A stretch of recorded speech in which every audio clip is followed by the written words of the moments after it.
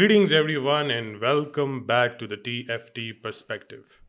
We was talking about war in a general sense. When there is a bigger power fighting against a smaller power, the war is always fought on an asymmetrical level because there is no parity between two opposing sides.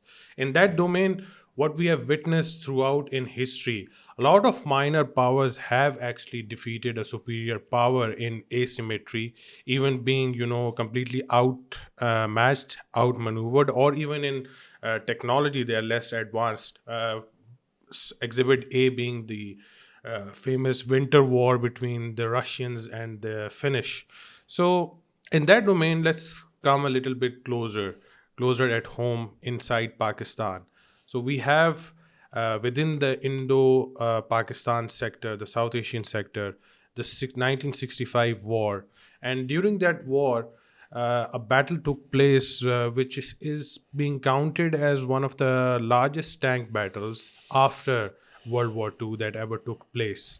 And in that battle, the surprising factor was during the war, there was asymmetry between India and Pakistan. India had more men, more resources, and more tanks, more aircraft, you name it, everything.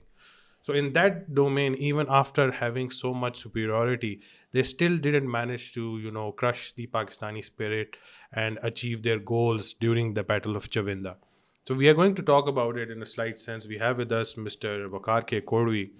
Sir, when it comes to Battle of, Chawinda and the surrounding areas, especially the Sialkot sector at large, when you revisit the events of Chawinda, what made this battle more unique as compared to others? I think before we come to the conduct of Chawinda battle, I'll just like to highlight the factor of asymmetry in war. This is very very important.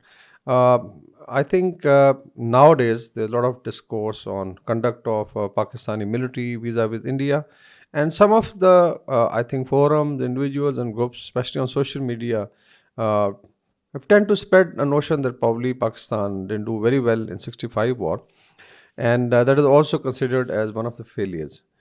Uh, Putting everything aside, all the comments and all the perceptions, especially being built by Indian media, I remember that I think few years back, India actually celebrated 1965 as a victory for Mm-hmm. India. Mm-hmm. Historically, it is the other way around. uh, Asymmetrically smaller, let's say, countries or militaries, even achieving a parity against a superior or larger power would be considered as a victory for the smaller forces. As you mentioned, in terms of Russo-Finnish War, in the start of the World War II, Yeah, 1940. Yeah. what? Actually, Finland lost one ninth of their area, and it is still held by the Russians. But it was considered as a great victory for the Finland forces and Finnish nation, because they felt that probably Russia was too big and their military was too large, and their military, the Finnish military, was able to hold them despite losses in men and material and geographical losses, that entire Finland was not conquered. Similarly, there are couple of examples. Even in if you look at Palestinian-Israeli conflict, despite superiority by the Israel, the mere fact that Palestinians are fighting, despite enormous losses, there is a moral victory on that. In case of India-Pakistan war, sorry, the neutral experts have commented on it. And even some of the Indian journalists like Harbaksh Singh, in his famous book War Dispatches, actually mentioned about the passivity of the Indian commanders and how they lost in so many factors. Now, I'll just give you, a rundown on, let's say, what was the force. It's very important that when you talk of 65 war, instead of stereotyping and broad brushing it, now in terms of overall military strength, 700,000 for Indian army, and 260,000 for Pakistan army. This is the troops ratio. So clearly, it's almost 1:3. Yes. Sorry, in terms of aircraft, 700 versus 280, almost 3 to 4 times.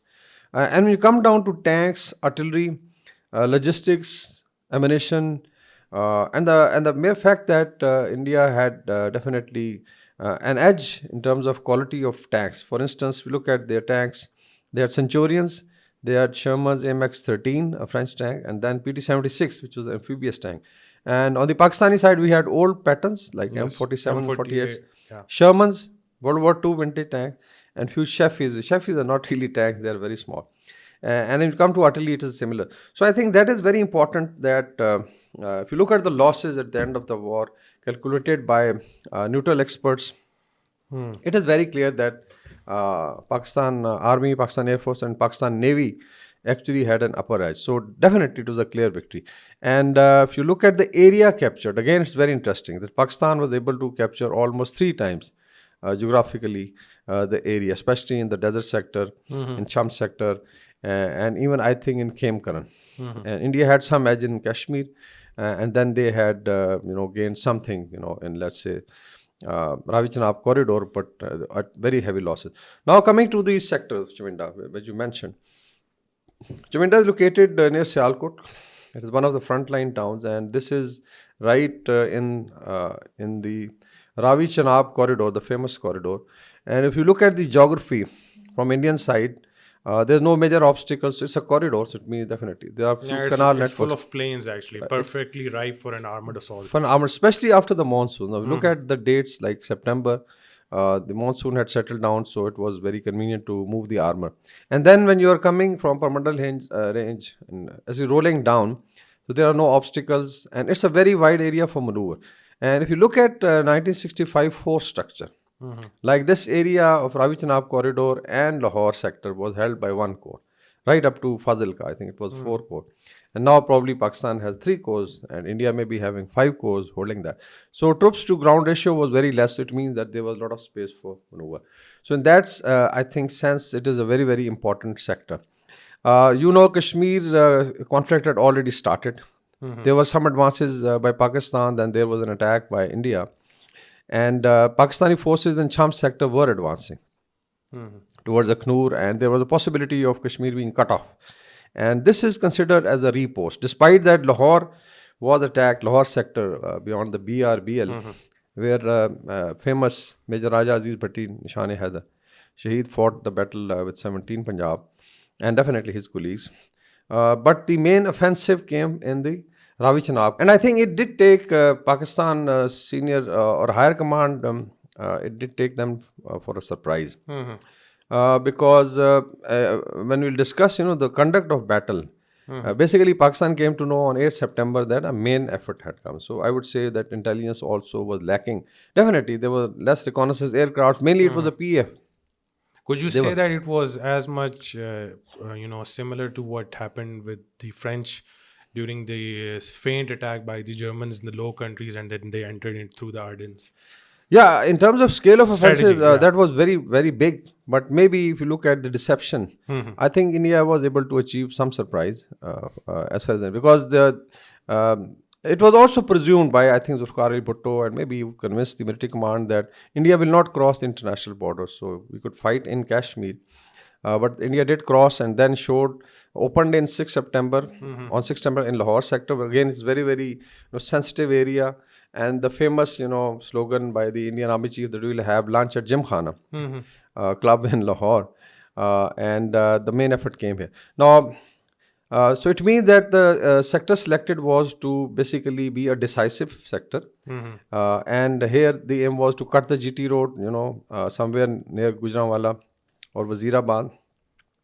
And then basically probably, win the war on a favorable note, and then, force Pakistan to surrender Kashmir. So this was the main effort.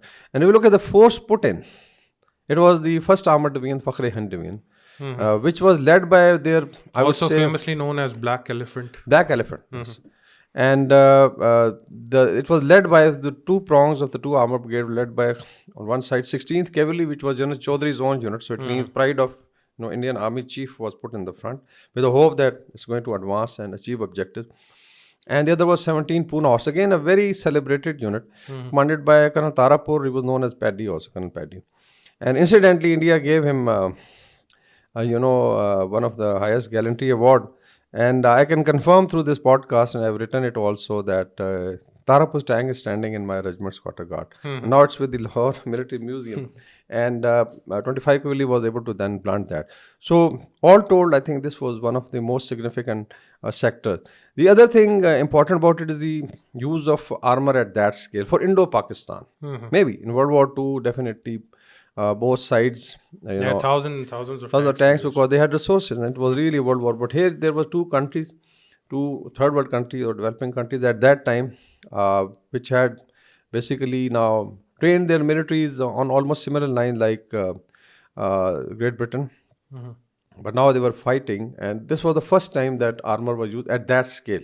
And I don't think so. One can recount that after that, till that battle of Chawinda, so much armor was used. So, and it is also known as the graveyard of Indian tanks because a lot of tanks were, I think, hundreds of tanks were destroyed. So, all told, that's how Chawinda sector becomes very, very important. But important thing to note for the youth in Pakistan is to understand the element of asymmetry. Please do read the force ratios and then do comment who won the war. So when it comes to full asymmetry between India and Pakistan, how did the Pakistan Armored Corps manage to get on top of the Indians? Were the Indians incompetent, although they had a very good plan, or was it just our leadership was very strong? I think if you look at leadership, although the military command was definitely passing the orders, there was the GHQ, then you had the corps headquarters, and then the divisions and the forces on ground. I think, give the credit to middle level leadership, the command leadership in Pakistan Army. And this is even applicable to, I think, other services also. Lieutenant colonel, brigadiers, majors, company commander, battalion, regiment level, and brigade level. I think they outsmarted the Indians. So, in case there was a better strategy adopted by Indian generals, their, I would say, tactical commander failed to deliver it on ground. But Indians also, I think, I would say, in terms of intelligence, failed to measure the strength which was on the other side. Especially during the conduct of war, you'll surprised at how miscalculated they were in terms of, let's say, placing of where was the I would sixth. say that both didn't know what was on the opposite end. Yeah, initially, definitely. Now we come to. I'll just expand on, especially the action by 25. Maybe we can talk about the first engagement, especially when it comes to 25 cavalry. Yeah. So 25 Kili Men of Steel, which was given the title by General Musa Khan. I think this is a very good example of how the unit was trained. What was the chemistry between officers, Jawans, and the JCOs, Junior Commissioned Officers? What was the public support from people on ground of Sialkot? And then, of course, definite spirit. I think spirit of Iman was very pronounced because some of the JCOs who taught us later on, who fought in 65 war, did comment that there were surprising things visible that despite that forces. Now let's go to the conduct. 25 Cavalry with some of the infantry formations and units was tasked to defend basically Sialkot sector, its right shoulder on Chawinda, west of Deg river or Deg Nadi. And it was also responsible to look after the Ravi River. So if you look at the corridor, is almost 104 kilometers. Yes. It's a very wide area. I think on 6th September, there was a feint attack by India across the Ravi River. There's a Jasser salient across the river and there were some losses. Which again, I think the bridge was blown by one of our, I would say, very gallant officers from engineers. And that area was also saved. But looking at what was happening, the commanders then rushed 25 Cavalry because they expected that attack was coming. So it means that same day, unit moved to about 100 kilometers. And if you look at the pattern tanks or Shermans, there was a problem that they couldn't have that much cruising range. Yes. At the moment you reach there are reports, by some villagers that a lot of tanks are seen coming from, direction of towards Chawinda. Flora, Gadgore, so these are famous, I think, battle location. And then 25 Cavalry is asked to rush back. It was commanded by Colonel Sar Ahmad Khan, Sitara Jurat, one of, I would say that one of the best flamboyant military commanders Pakistan Army actually produced. He passed away in 2019 in Michigan. And we also actually communicate our wishes for the family, for having such a brave son. And then they were, look at the squadron commanders. You had Major Ahmed, later on Brigadier Ahmed Stara Jurat. You had Major Raza, I think later on Colonel Raza Sitara Jurat. Then you had definitely the commanding officer got a Sitara Jurat. And then there were two JCOs, very flamboyant. Naib Sardar Khalik, Sitara Jurat, and Naib Sardar Riaz. So, and then there were 10 Tamga Jurat also awarded. So, just to highlight the chemistry and the command. Now, Colonel Sar brings back the regiment, and so there is no, I would say, intelligence that's being shared from senior headquarters what is coming. And they don't know, it's a main effort, so maybe reports of certain tanks. So he comes up with a very bold plan. Puts two squadrons up. It means that two squadrons, and tells them that they move toward the enemy. The whichever squadron comes in contact forms a base of fire, and the other starts maneuvering. So, and then you had one in reserve. I would say it was a very, very bold plan. In case you don't have information, probably you could have put one squadron up. So it means that they had formed a line of about 20 kilometers front. Now, if you look at the Indian armored division advancing on two columns, were almost covering the same area. So when the first skirmish takes place, first engagement, one of course is the tactical, I think, quality of the unit, training of gunners. We were able to achieve more targets. It is actually said that in the first engagement there were hardly any casualties on 25 Cavalry side, and they were able to knock down the leading two squadrons. Now just imagine an armored division commander is coming and leading armored brigade, leading regiments, the pride of Indian Armored Corps, starts facing casualties. 1/3 is gone in first engagement. So this emboldened the unit, and then you started the third squadron maneuvering. And if you look at the maps of 8th and 9th and 10th September, it is very interesting that you at times see that 25 will actually chasing the first armored. Yes. Because at night they would go into rally areas, and that's where Sardar Khalik was moving, and you can find one small prong chasing the armored division. So I think that was the legendary. So it means that for next 72 hours, it was going to be 25 cavalry versus the first armored division, then supported by, I think, a mountain division and two infantry divisions, and then corps artillery. If you look at the entire firepower, so if you calculate the ratio, in my own calculation, you can put Colonel Etienne Dupé's, book, basically deals with numbers. In terms of tank, it was 1:6. And in terms of firepower, in combat power, it was 1:10. Yeah, if you look at definitely. the corps artillery, Air Force. versus, so. I would also mention that Pakistan Air Force also played a crucial role in delaying the Indian advance, because initially there were also some PF flying and then taking on the enemy tank. So first three days, 25 cavalry and the infantry units gained such an ascendancy, and that's where Harbaksh Singh feels that actually Indian armored division commander and GOCs were very, very passive. They were unable to push, not realizing. And the reports, I think, which went from Indian leading tactical commanders was that probably they have bumped into an armored brigade. So this is the... Was this due to because of the maneuver played by Colonel Nisar Kaka, that he also had, I think, Shermans and M48 patterns in his battalion at that time? So Indians probably thought that they were actually facing at least two or maybe a brigade, because they saw that there were different type of tanks. Yeah, I think this is very interesting question, and maybe this could have been reason, because if you look at the old intelligence system, so you had a map and there was squadron, commanders plunking, that fire is coming from this and this side. This is the kind of tank which is firing, or infantry, and then you start making a picture. Now, interesting thing is that this could be one reason that Indians were deceived. The other is definitely the bold employment. Put an armor regiment at 24, 25 kilometers. So you are basically creating a front held by an armor brigade in defense. Now we come to Operation Nepal. On 8 September, Colonel Tarapur's tank is knocked out, and 25 cavalry gets hold of that tank, drives it and brings it back, and as I mentioned, it is still standing with 25 cavalry, and now handed over to Lahore Museum. You can see it there. And out of that came the top secret order, Operation Nepal, which was basically that this was supposed to be the main effort, and then this was sent. So it means that Pakistan High Command came to know about Indian main effort on 8th of September. So in that sense, previously they were just too much engaged at the Lahore front. They didn't know exactly what was coming. And then of course, if you look at communication infrastructure, very few roads, dirt tracks, wireless communication was also limited. passing of information. So mostly it was there were no drones, there were no satellites which could actually feed.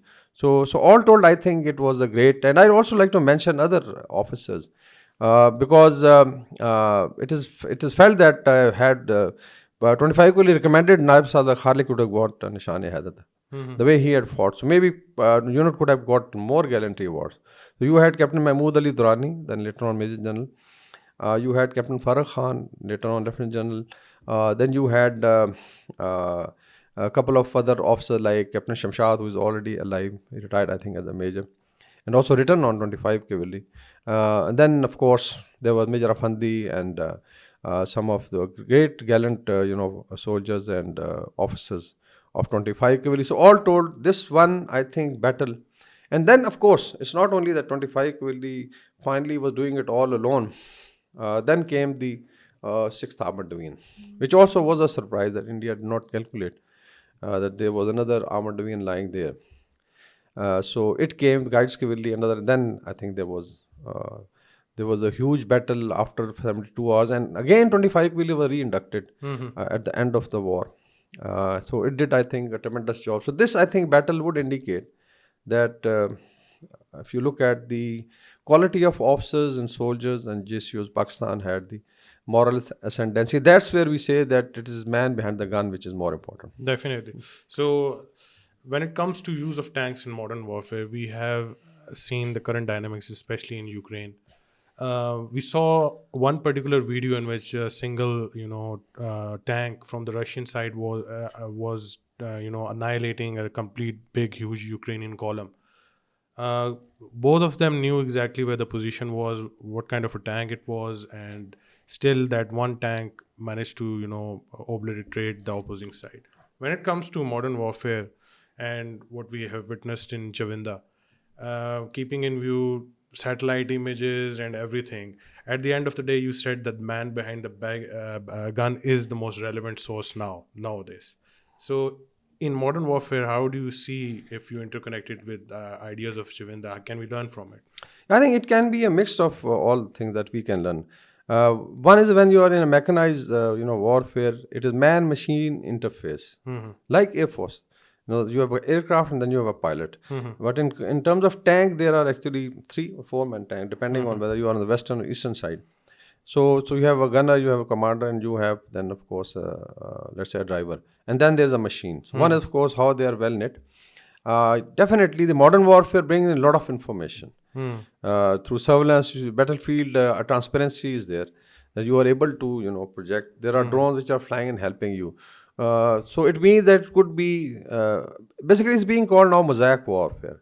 So it's an integrated battle space where you have aerial platform, ground platform, firepower, infantry, armor, missiles, aircrafts, and then loitering ammunition, all. But there is definitely some, human being who is controlling it.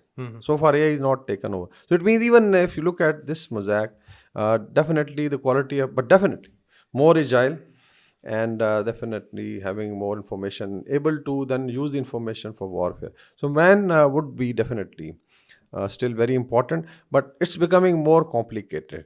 But in 65 war, again, both sides had the same kind of challenge. Less information, more dependence on what you could see through your binocular, and take decisions on the ground. Again, here, as you mentioned, that tank commander, I'm sure his gunner was very good. And he was able to sense both sides were getting information, but how he utilized that information, I think that is the beauty.